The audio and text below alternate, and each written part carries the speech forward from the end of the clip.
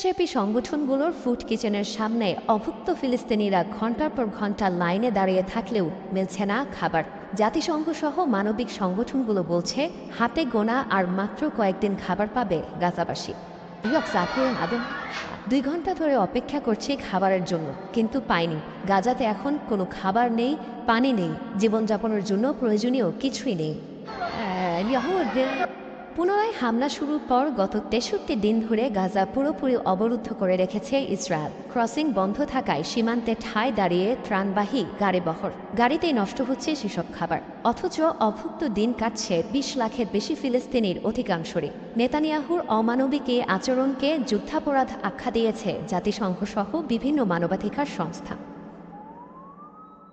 গেল 3 মাসে খাবারের অভাবে মৃত্যু হয়েছে অন্তত 57 ফিলিস্তিনির। মার্চ থেকে আশঙ্কাজনক হারে বাড়ে অপুষ্টিজনিত রোগে আক্রান্ত শিশুদের সংখ্যা। এপ্রিলে যা ভয়াবহ রূপ নেয়। মার্চের তুলনায় এপ্রিলে অপুষ্টিজনিত রোগের হার বেড়েছে 80%। 5 বছরের কম বয়সী 3,35,000 শিশু তীব্র অপুষ্টিতে মৃত্যু ঝুঁকিতে আছে বলে সতর্কবার্তা দিয়েছে জাতিসংঘের শিশু বিষয়ক সংস্থা ইউনিসেফ। বাজারে কোনো মাংস নেই, প্রোটিনের অন্য কোনো উৎসও নেই। দীর্ঘদিন খাবার না খেয়ে সুস্থ বাচ্চারাও অসুস্থ হয়ে হাসপাতালে আসছে, কিন্তু আমরা নিরুপায়। আমার 5 বছরের ছেলেকে হাসপাতালে ভর্তি করিয়েছি।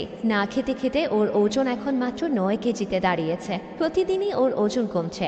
তাছাড়া ইসরায়েলি হামলায় ব্যাপক ক্ষতিগ্রস্ত উপত্যকাটির একমাত্র ওয়াটার ডিস্যালিনেশন প্ল্যান্ট। খাবারের সাথে পুরো উপত্যকায় দেখা দিয়েছে তীব্র খাবার পানির সংকট। গাজায় প্রায় 65% বাসিন্দাকে বাধ্য হয়ে ব্যবহার করতে হচ্ছে নোংরা ও অপরিষ্কার পানি। ত্রাণ সহায়তা বন্ধ থাকায় হাসপাতালগুলোতে নেই ওষুধ ও প্রয়োজনীয় চিকিৎসা সরঞ্জাম। জায়গা না থাকায় হাসপাতালে বেশি দিন কোনো রোগীকে রাখতেও পারছে না চিকিৎসকরা।